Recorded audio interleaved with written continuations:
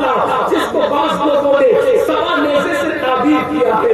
اللہ اکبر. آج سورج اپنی پیٹھ کی طرف سے چمک رہا ہے, اس وقت سورج اپنے چہرے کی طرف سے چمکے گا. جس کی پیٹھ کی تپش کا یہ عالم ہے, اس کے چہرے کی تپش کا عالم کیا ہوگا. اللہ کے سچے رسول ساتھیوں کو مضبوط فرماتے ہیں, کوئی گھٹنوں کا پسینے میں ہوگا, کوئی قرآن کا پسینے میں ہوگا, کوئی اللہ اکبر انسان کا پسینے میں ہوگا, کسی کے منہ میں پسینے کی لگام ہوگی. اللہ اکبر. آنکھیں پانی بن کر بہ رہی ہوگی. انسان کے سروں میں ان کا بھیجا ایسے کھولتا ہوگا جس طریقے سے چولہے پہ رکھی ہوئی پانی کے اندر انسان پانی کھولتے ہوئے دیکھتا ہے. چولہے پہ رکھی ہوئی پانی میں جیسے پانی کھولتا ہے, انسان کا بھیجا اس کی کھوپڑی میں کھول رہا ہوگا. ناک کے ذریعے سے, کان کے ذریعے سے اس کا بھیجا بہ رہا ہوگا. یہ انداز ہوگا. اس وقت اللہ بندے سے اس کے بارے میں پوچھے گا, اس کی زندگی کے بارے میں پوچھے گا, اس سے سوال کرے گا. سوال سوال بہت زیادہ ہوگے, لیکن ایک سوال قرآن یہاں بیان کر رہا ہے.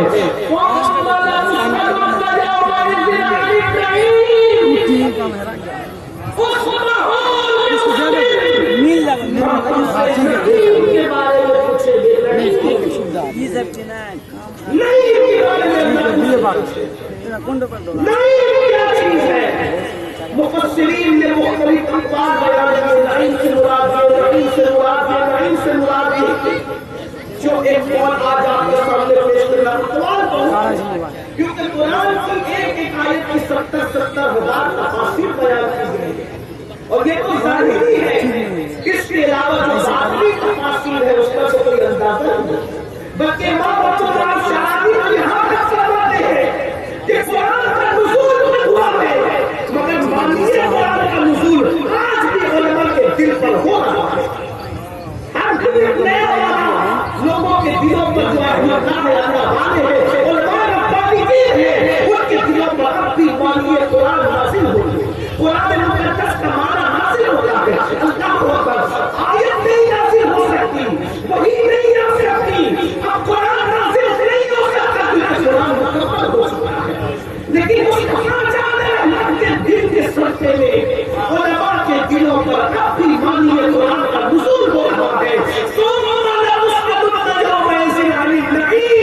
اللہ تم سے نعیم کے بارے میں پوچھے گا تو مفسرین نے ایک اور نعیم کا یہ بیان فرمایا, اللہ تم سے قیامت کے دن اس ماحول میں جب سر پہ سورج ہوگا بھیجا انسان کی کھوپڑی میں کھول کر اس کی ناک اس کے کان سے بہ رہا ہوگا, اس وقت اس کی آنکھیں پگھل پگھل کر پانی بن کر بہ رہی ہوگی. اس وقت ماں بیٹے سے بھاگ رہی ہوگی, باپ بیٹے کے کام نہ آ سکے گا, گزلا کرے پسر پہ, پتا کو خبر نہ ہو, باپ پہ گزرے گی تو بیٹے کو پتا نہیں, بیٹے پہ گزرے گی باپ کو پتا نہیں, بیوی کہاں ہے شوہر کو پتا نہیں, شوہر کہاں ہے بیوی کو پتا نہیں, نفسا نفسی کا عالم ہے.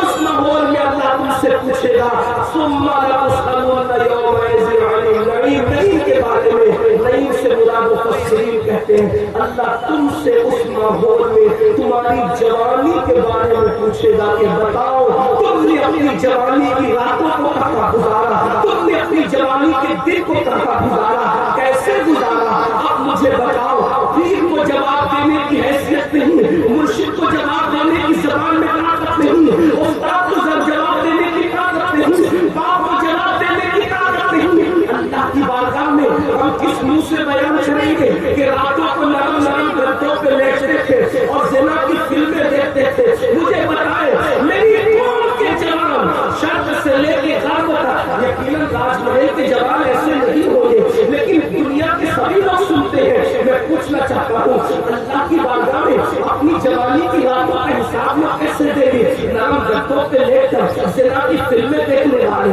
اپنے دن کو پھر اللہ اکبر شراب پی کر, جوا کھیل کر, نشہ کر کے اپنی زندگی کو, جوانی کو تباہ کرنے والے, کاموں میں ایئرفون لگا کر گانے سننے والے, ماں کی نافرمانی کرنے والے, بہنوں کا حق ماننے والے, بیوی کی حق تلفی کرنے والے, مجھے بتاؤ اللہ کو کیا جواب دیں گے؟ اور بڑے اور بہنیں بھی موجود ہیں، بہنیں اللہ کو کیسے جواب دے سکے گی کہ وہ بغیر دوپٹے کے بڑی بیداری کے ساتھ کبھی میلوں میں جایا کرتی تھی، کبھی فلموں میں جایا کرتی تھی، کبھی ولیموں میں جایا کرتی تھی. مجھے بتاؤ اللہ تم سے تمہاری جوانی کے متعلق پوچھے گا. اور سن لو اللہ کو کتنا پوچھا جائے گا اس کی تو کوئی حد ہی نہیں. بلکہ قرآن تو یہاں تک کہتا ہے فَمَن يَعْمَلْ مِثْقَالَ ذَرَّةٍ خَيْرًا يَرَهُ وَمَن يَعْمَلْ مِثْقَالَ ذَرَّةٍ شَرًّا يَرَهُ. ایک ذرے برابر نیکی کی ہوگی اللہ وہ بھی دکھائے گا، ذرے برابر برائی کی ہوگی اللہ وہ بھی دکھائے گا. آپ مجھے بتائیں آج ہم کیا کر رہے ہیں؟ ہماری زندگی کیا ہے؟ جوانی کی قدر کرو. مولا کائنات سجد السادات سیدنا علی کرم اللہ تعالی وجہہ الکریم ارشاد فرماتے ہیں جوانی کی ایسے ہی قدر کرنا جیسے کسی عزت دار مہمان کی قدر کرتے ہو. مہمان کی قدر، مہمان کی قدر جیسے کرتے ہو. راج محل والوں آپ تو مہمانوں کی قدر کرنا جانتے ہیں. ہم راج محل آتے ہیں تو شرمندہ رہتے ہیں. اس کی وجہ یہ ہے فقیہ عصر حضرت علامہ مفتی رضا الحق صاحب مدثر له العالی اپنے گھر میں جا کر اتنا پیار دیتے ہیں. ہم سوچتے کہ ہم اتنے چھوٹوں کو کتنا نوازتے ہیں. آپ اندازہ کریں آپ لوگ اتنی مہربانی کرنا چاہتے ہیں، عزت کرنا چاہتے ہیں، پیار کرنا چاہتے ہیں. اللہ تبارک و تعالیٰ فقیہ عصر کو عمر نو نصیب فرمائے.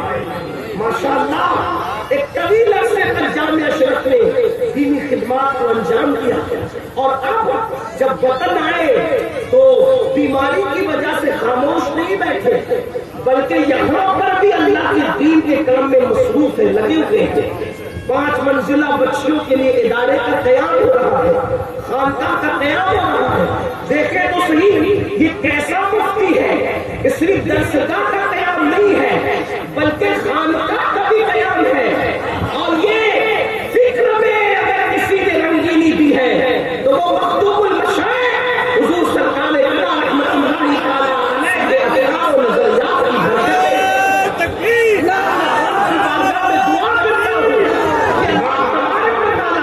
بچیوں کے ادارے کو بھی جلد سے جلد قیام کا معاملہ آسان فرمائے اور خانقاہ بھی اپنی پوری روحانیت کے ساتھ ہمارے درمیان اپنی خدمات کو انجام دیتے ہوئے اپنی نگاہوں سے دیکھیں. اللہ کی بارگاہ میں دعا ہے کہ اللہ آسان فرمائے. میں عرض یہ کر رہا تھا غور فرماؤ میری قوم کے جواب مولا مشکل کشا سید السادات سیدنا مولا علی کرم اللہ تعالی وجہہ الکریم فرماتے ہیں جوانی کی ایسے ہی قدر کرو جیسے معزز مہمان کی عزت اور قدر کرتے ہو. کیوں؟ مہمان وہی ہوتا ہے جو جانے کے لیے آتا ہے. مہمان اسی کو کہتے ہیں جو جانے کے لیے آیا. بلکہ مہمان کوئی مہمان ہو اگر وہ واقعی مہمان ہے تو وہ 3 دن سے زیادہ رک نہیں سکتے.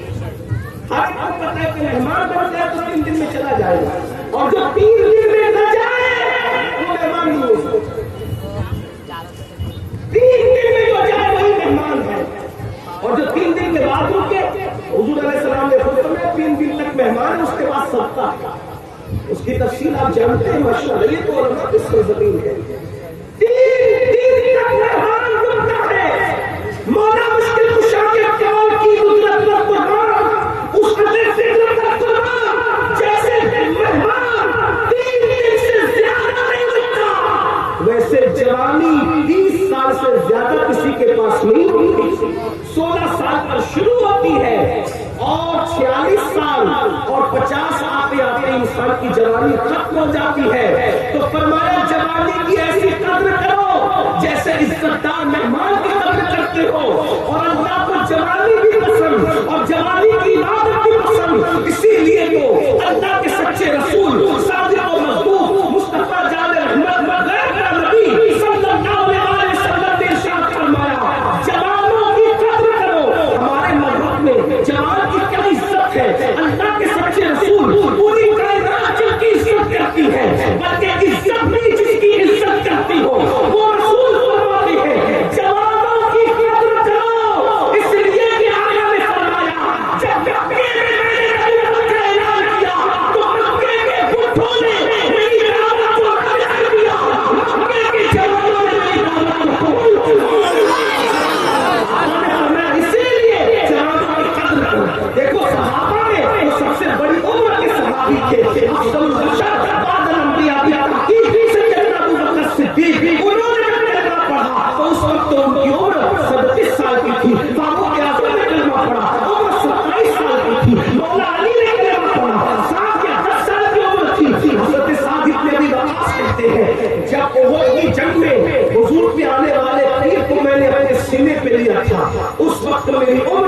16-17 سال سے زیادہ کی نہیں تھی. ابھی میرے چہرے پہ داڑھی کے بال نکلنا بھی شروع نہیں ہوئے تھے کہ میں نے احد کی جنگ میں رسول اللہ کے آنے والے تیر کو اپنے سینے پہ لیا تھا. ہمارے یہاں جوانوں کی کتنی عزت ہے, کتنی قدر ہے, بلکہ حدیث سن لیں اور ایمان تازہ کریں. جوانی دیکھو, جب عبادت کرو گے صلہ ملے گا, لیکن جوانی کسی شاعر نے بہت اچھی بات کہی ہے, کہہ رہا تھا کہ نشہ ایمان ہوتا ہے, نشہ شراب سے نہیں, عشق مصطفیٰ ایمان, نشہ ایمان ہوتا ہے, سراہی دین ہوتی ہے. جوانی کی عبادت بھی بڑی رنگین ہوتی ہے. اصل عبادت کا مزہ جوانی میں آتا ہے, ورنہ آدمی جب بوڑھا ہو جائے پھر گھٹنے دکھ رہے ہیں, کمر دکھ رہی ہے, پھر دل ویسا نہیں لگتا عبادت میں. غور فرمائیں, اللہ کے سچے نبی صادق اور مصدوق صلی اللہ علیہ وسلم نے ارشاد فرمایا, جو جوان صبح کے وقت عبادت کرتا ہے, صبح کی عبادت کرتا ہے, وہ آقا فرماتے ہیں وہ صبح کے وقت عبادت کرنے والے جوان کو اللہ بوڑھوں پر ایسی فضیلت عطا کرتا ہے جیسے نبیوں کو اللہ نے اولاد پر فضیلت عطا فرمائی. نبیوں کی مرسلین کی فضیلت جیسے خودی پر ہے, عوام پر ہے, ویسے اس جوان کی فضیلت بوڑھوں پر جو صبح کو عبادت, جو صبح کو عبادت کرے اس کی یہ شان ہے. جو راتیں مصلی پر گزارے اللہ اس کو کیا مقام عطا فرمائے گا. اور ایک اور حدیث سنیے, میرے آقا علیہ السلام ارشاد فرماتے ہیں, اللہ کے سچے رسول غیب کا نبی صلی اللہ علیہ وسلم نے فرمایا, جو جوان جوانی میں حرام سے بچے, اب ذرا جملوں پہ غور کرنا, جو جوان جوانی میں حرام سے بچے اور فرائض اور واجبات پہ عمل کرے, اللہ اس جوان کو 70 صدیقوں کے برابر ثواب عطا فرماتا ہے. 70 صدیقوں کا ثواب عطا کرتا ہے, 70 صدیقوں کا اجر عطا کرتا ہے. لوگ ولی بننے کی بات کرتے ہیں, ولایت اپنی جگہ, لیکن ولایت سے بھی بڑا مرتبہ صدیقیت کا مرتبہ ہے, شہید سے بھی بڑا مرتبہ صدیقیت کا مرتبہ ہے. نبوت اور صدیقیت کے درمیان اور کوئی مرتبہ درجہ نہیں ہے. نبوت کے بعد سب سے بڑا مرتبہ صدیقیت کا مرتبہ ہے. اور ایک تو صدیق نہیں, جوانی میں جو حرام سے بچے اللہ اس سے 70 صدیقوں کا ثواب عطا فرماتا ہے, 70 صدیقوں کا اجر عطا فرماتا ہے. صرف حرام سے بچ جاؤ, فرائض اور واجبات کی پابندی کر لو. آگے حرام سے کیسے بچے, کیا کیا حرام ہے, میں چند حرام آپ کو گناتا ہوں, اللہ کرے آپ بچ جائیں. صدیق ایک صدیق نہیں, 70 صدیقوں کا اجر. اور وہ کون کہہ رہا ہے, جلسے کے ناظم نے نہیں کہا کہ لوگ مبالغہ کر جائیں, نہیں, یہ اس نے کہا ہے. میرے امام کہتے وہ زبان جس کو سب کی کنجی کہے, اس کی نافذ حکومت پہ لاکھوں سلام. وہ دہن جس کی ہر بات یہ خدا, چشمہ علم و حکمت پہ لاکھوں سلام. حرام سے بچو, جوانی میں حرام سے بچو, فرائض اور واجبات کی پابندی کرو. 70 صدیقوں کا اجر ملے گا, 70 صدیقوں کا اجر ملے گا. حرام کیا ہے؟ نمبر 1 گن لیتے چلے جتنے وقت میں گنجائش ہے, کیونکہ محفل تو جاری رہے گی لیکن مجھے اپنے وقت گفتگو تمام کرنی ہے. لیکن نمبر 1 پہلی چیز جو حرام ہے اور اشد حرام ہے وہ ہے جھوٹ. جھوٹ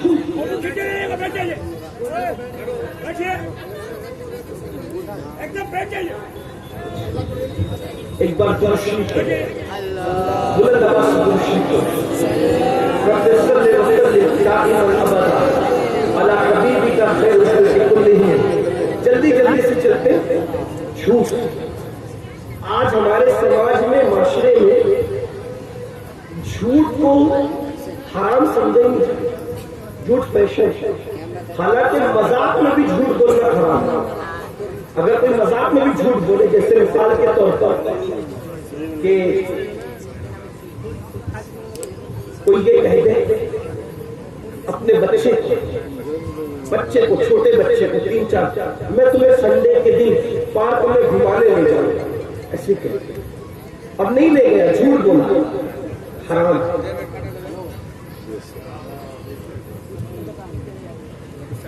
مذاق میں بول دیا وہ دیکھو عبد الرحمان آ رہا ہے، حالانکہ کوئی نہیں آ رہا، یہ بھی حرام. اندازہ فرمائیں جس مذہب میں، اب ذرا توجہ سے میرے بھائیوں، ٹائم میرے پاس کم ہے، اگر آپ لوگ اسی طرح بات کرتے رہے تو کوئی کچھ نہ کہے، میں اس کہہ رہا ہوں کوئی کچھ نہ، تھوڑی دیر سنیے، بہت اچھے لوگ ہیں محبت والے لوگ، تھوڑی دیر سنیے. آدھے گھنٹے سے بھی کم میں گفتگو مکمل کر لوں گا، لیکن سن لیں، اس لیے کہ کبھی کبھی تو آپ لوگوں سے ملاقاتیں ہوتی ہیں، آپ لوگ بہت بڑے بڑے خطبہ کو بلاتے سنتے ہیں، میں کوئی خطیب ہوں، میں صرف اپنے دل کا درد آپ کے دلوں کے دروازے پہ اندھیرنا چاہتا ہوں، بس اور کوئی بات نہیں. جھوٹ مذاق میں بھی حرام.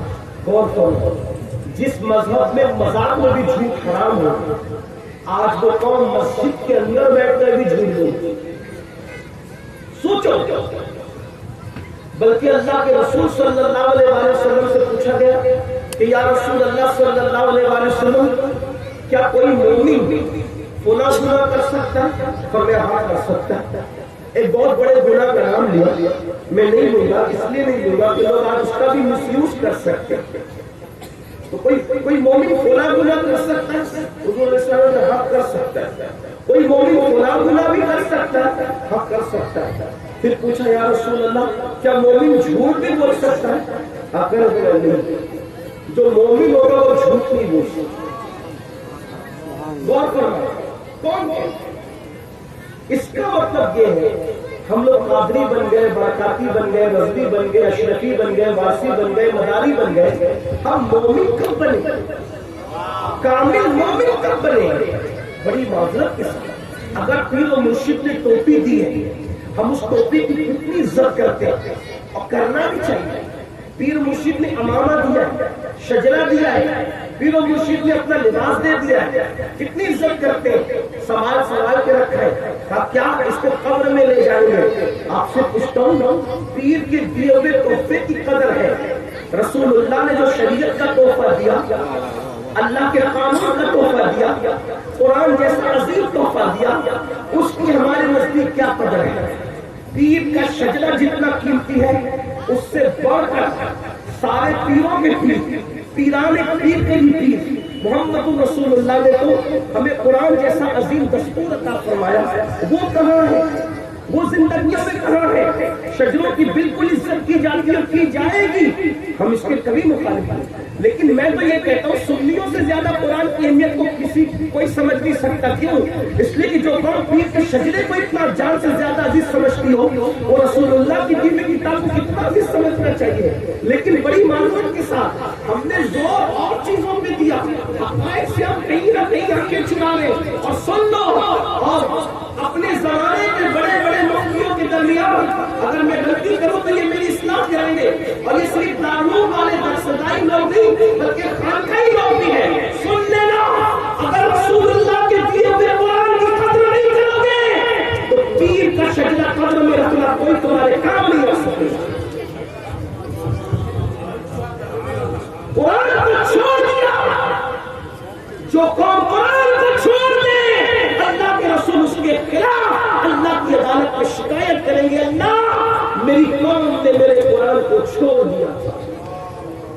جس کی شکایت شافعی یوم النشور ہے، اس کی سفارش کون کرے گا؟ کون اس کی سفارش کرے گا؟ اور قرآن میں ہے کہ اللہ رب العزت جھوٹوں پر لعنت کرتا ہے، لعنت اللہ علی الکاذبین. جھوٹوں پہ اللہ کی لعنت ہے. حدیث پاک میں آیا جب کوئی بندہ ایک بار جھوٹ بولتا ہے تو اس کے منہ سے اتنی بدبو نکلتی ہے کہ ایک میل دور فرشتہ ہٹ جاتا ہے. تمہارے ہم نے بڑے بڑے منجن بہت زیادہ قیمتی جو ہے وہ پیسٹ استعمال کر کے منہ کی بدبو دور کرنے کی کوشش کی. وہ جھوٹ کی بدبو جس سے فرشتہ دور ہٹتا ہے، اس کے لیے کون سی صفائی کا انتظام کیا؟ حرام سے بچو جوانی میں، 70 صدیقوں کا ثواب. نمبر 2 دوسرا حرام بد نگاہی، یعنی جن جیسے بدنگاہی سے مراد عورتوں کو بے پردہ دیکھنا،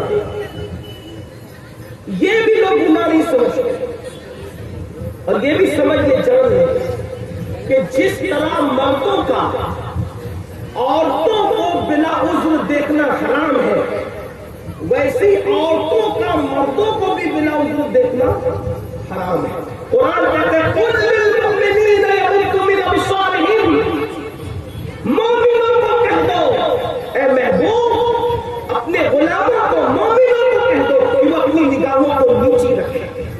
آج بدنگاہی جو حرام ہے، بلکہ حدیث پاک میں آیا کہ شیطان کے تیروں میں سے تیر ہے بدنگاہی، یعنی عورتوں پہ بدی کی نظر ڈالنا، عورتوں پر پاپ کی نظر ڈالنا، عورتوں پر گناہ کی نظر ڈالنا۔ کتنے لوگ نظروں کو بچاتے ہیں، نگاہوں کو کتنے لوگ بچاتے ہیں، کتنے لوگ حفاظت کرتے ہیں۔ سید الطائفہ حضرت جنید بغدادی رضی اللہ تعالیٰ عنہ فرماتے ہیں ہو سکے تقوی کی بات، ہو سکے اگر تمہیں دودھ دونے کی ذمہ داری نہیں ہے، دودھ دونا تمہارا کام نہیں ہے، تو ہو سکے تو بکری اور گائے کے تھنوں کو بھی دیکھنے سے پرہیز کیا کرو، یہ تقوی سے زیادہ قریب ہے، یہ پرہیزگاری سے زیادہ قریب۔ ایک بار جنید بغدادی سرکار کی بارگاہ میں جوان آ کے کہتا ہے حضرت مجھے نماز میں لذت نہیں ملتی، تو فرمایا شاید تو نے کسی زانی کی آنکھوں میں تک لیا ہے، اس لیے اللہ نے تجھ سے نماز کی لذت کو چھین لیا ہے۔ زانی کی آنکھوں میں تکنے سے نماز کی لذت چھین لی جاتی ہے۔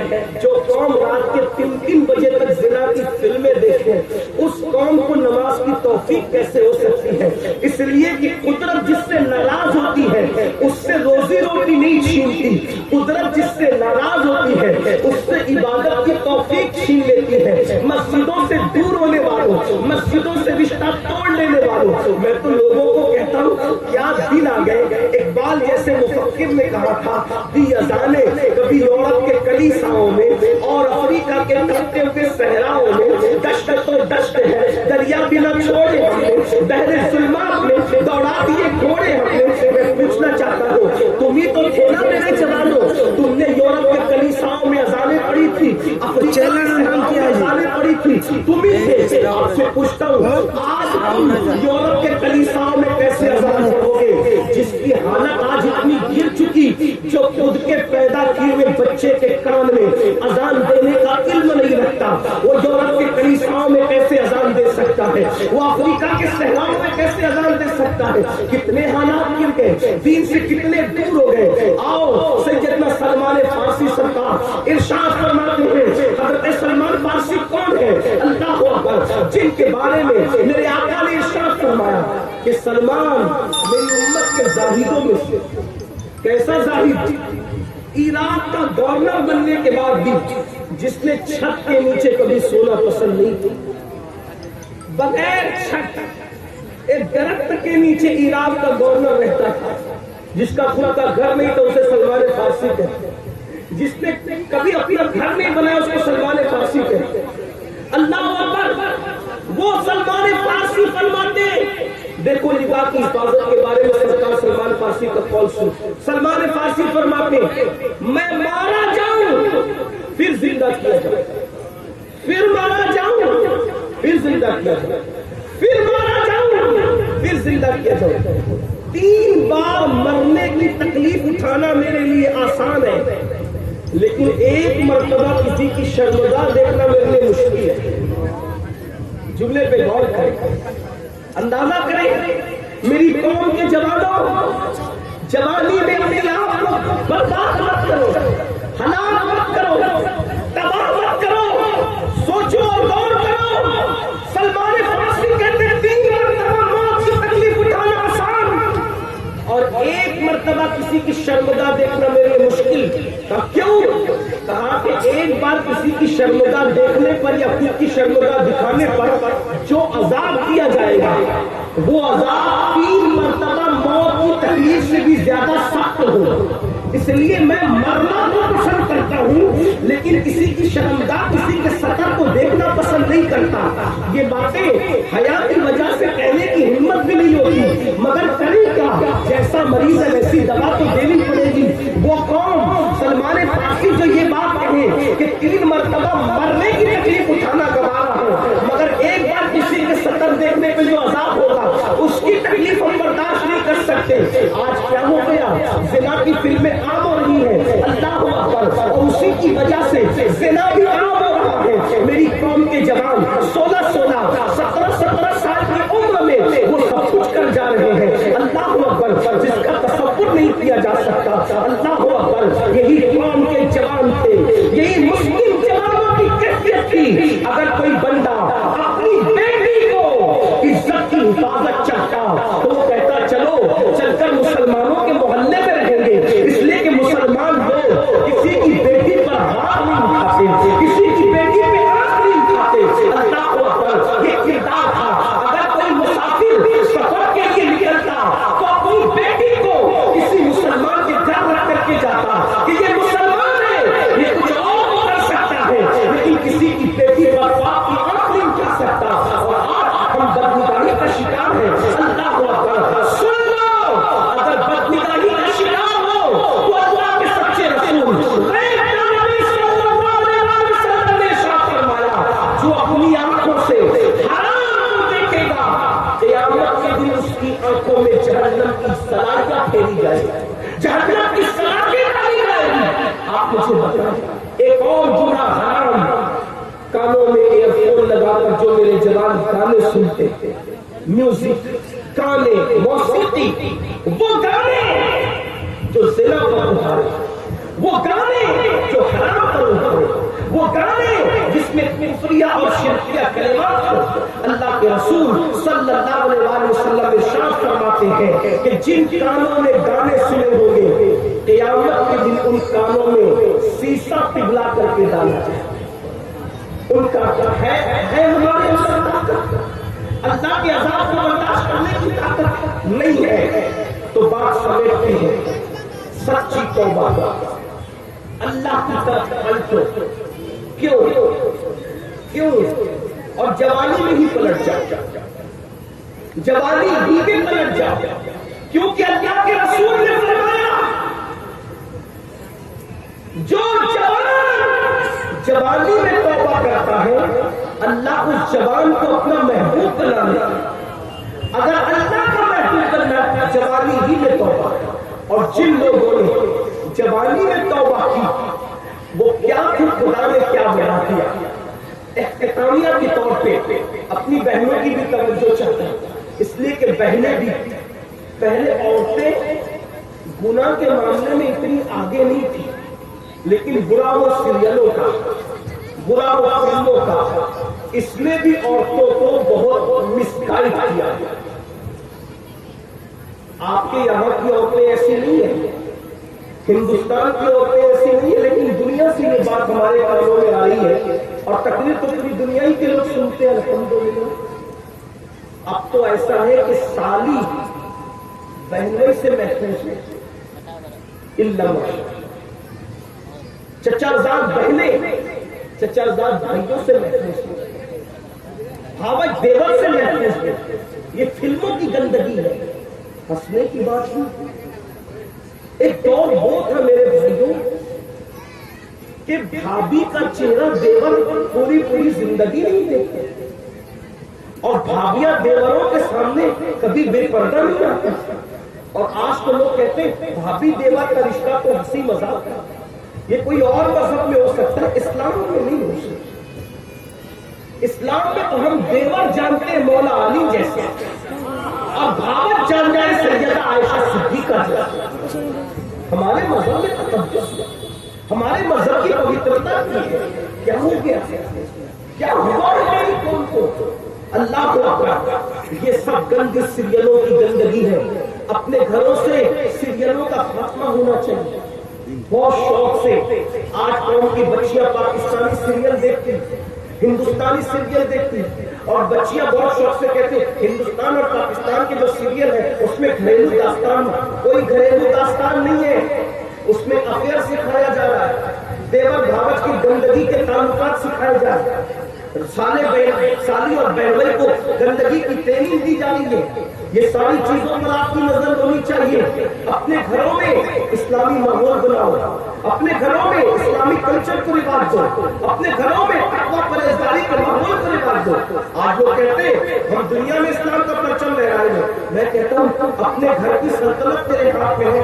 जब तू अपने घर में इस्लाम कायम न कर सका तो तू मोहल्ले में क्या इस्लाम कायम करेगा मेरे घर?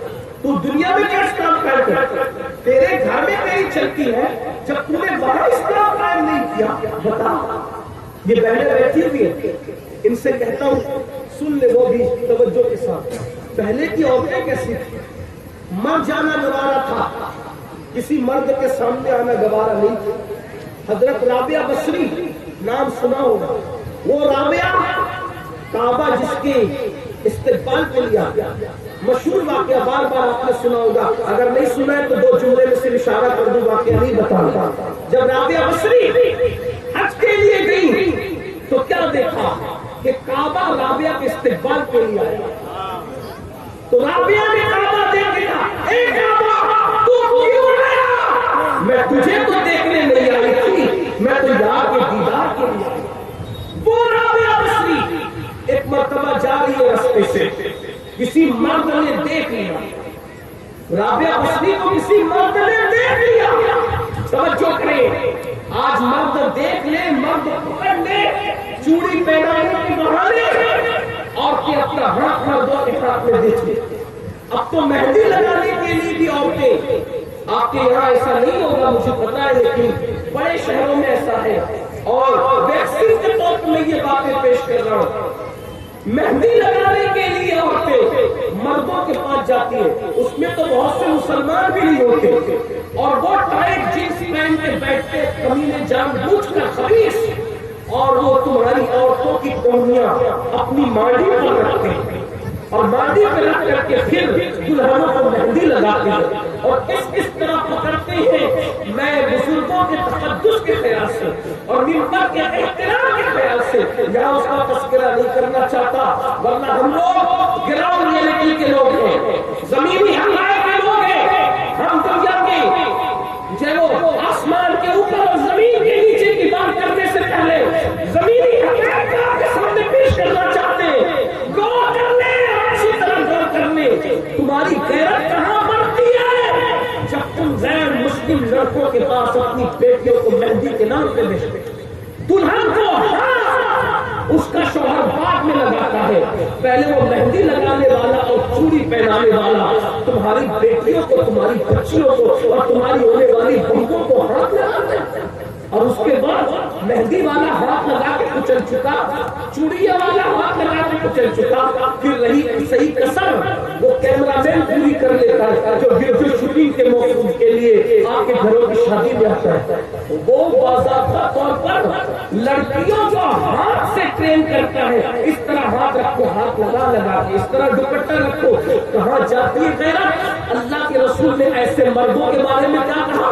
अल्लाह ने जन्नत पे लिख रखा है कि जन्नत दय्यूसों पे हराम कर दी गई, जन्नत दय्यूसों पे हराम कर दी गई। पूछा या रसूल अल्लाह जहन्नमी कौन है और दय्यूस कौन है? तो फरमाया जिसके घर की औरतों के साथ ये सब किया जाए और वो चुप रहे, वो दय्यूस है, दय्यूस।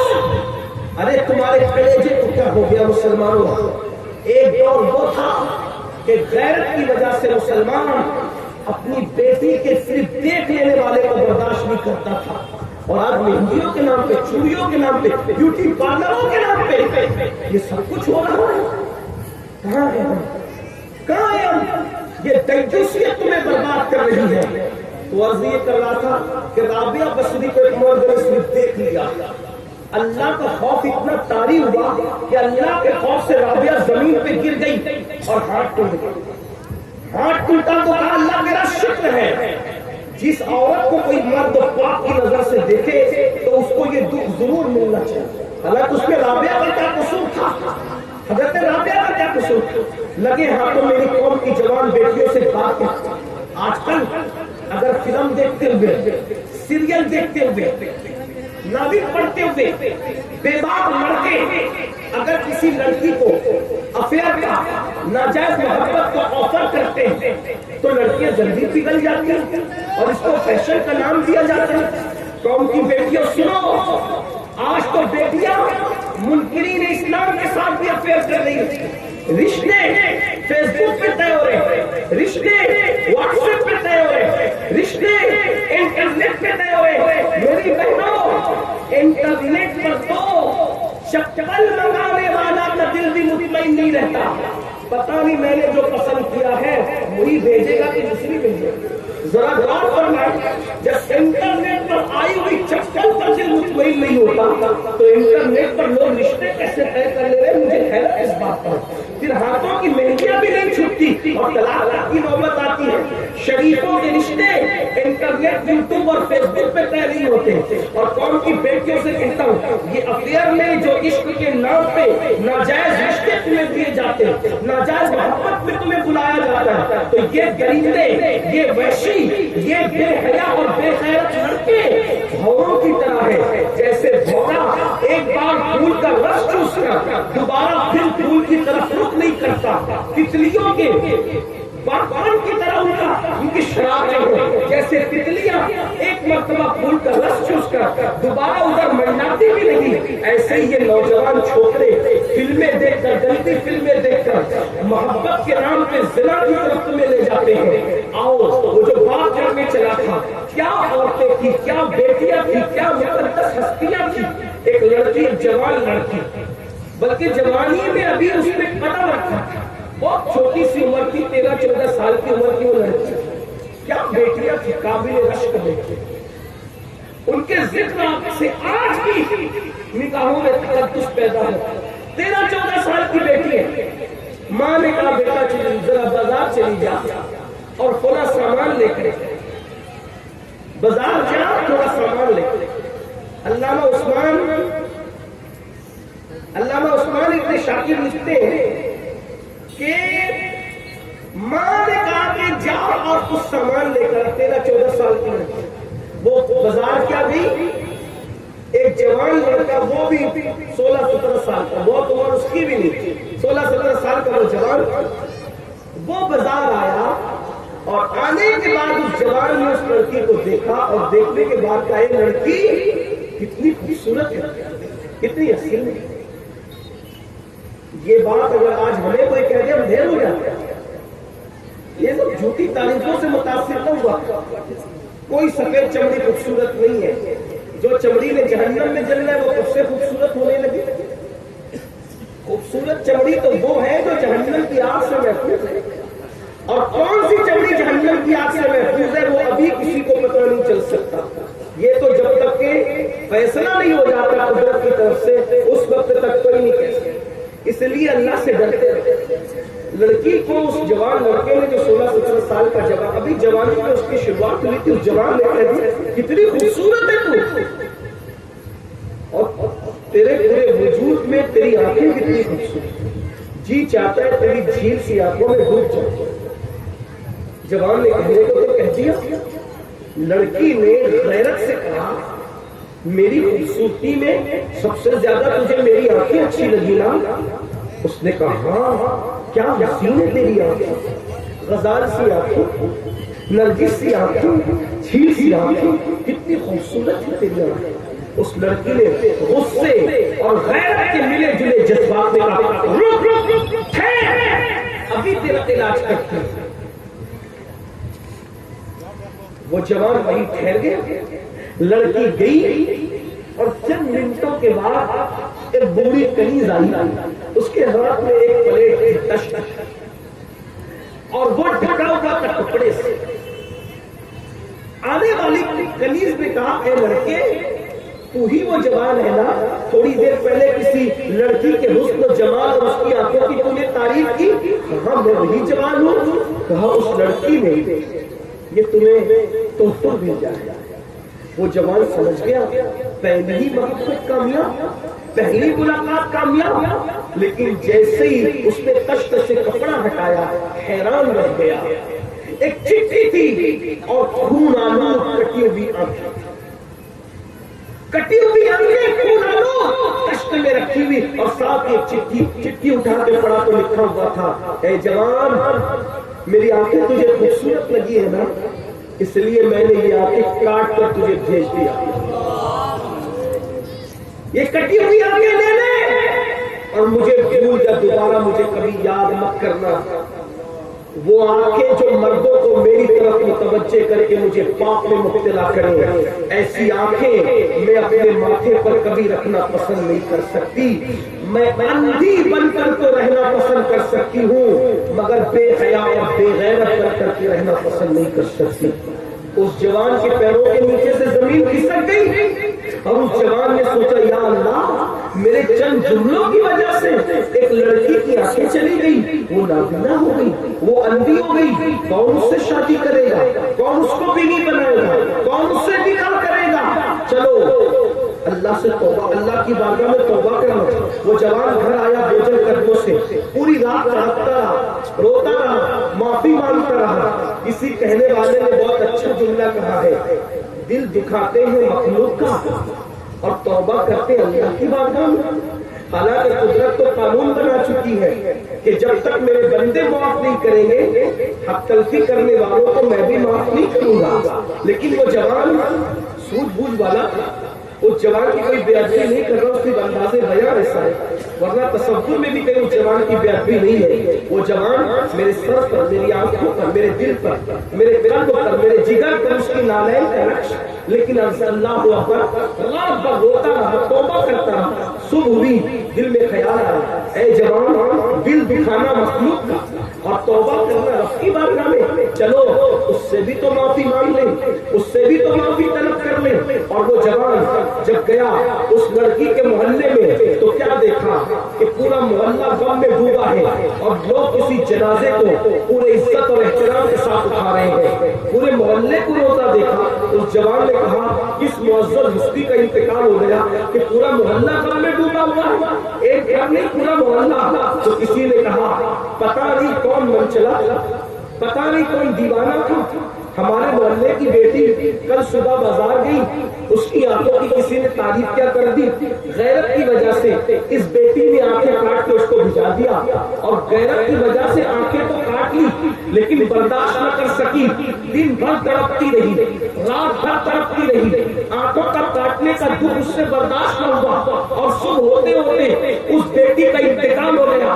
ہماری غیرت مند بیٹی نے آبرو بچانے کے لیے اپنی جان تک دے دی، مر گئی، وہ دنیا چھوڑ دیا اس نے۔ اس جوان نے کہا اے جوان تیرے چند جملوں نے صرف کسی کی آنکھیں نہیں بلکہ کسی کی جان تک لے لی ہے۔ ایک قوم کی بیٹی نے صرف آنکھیں نہیں کھویا بلکہ تیرے چند جملوں کی وجہ سے اس نے تو جان کھو دی ہے۔ مر گئی ہے قوم کی بغیر بیٹی، ایک باغیر بیٹی مر گئی ہے قوم کی۔ اے جوان تیرے کیا کر دیا؟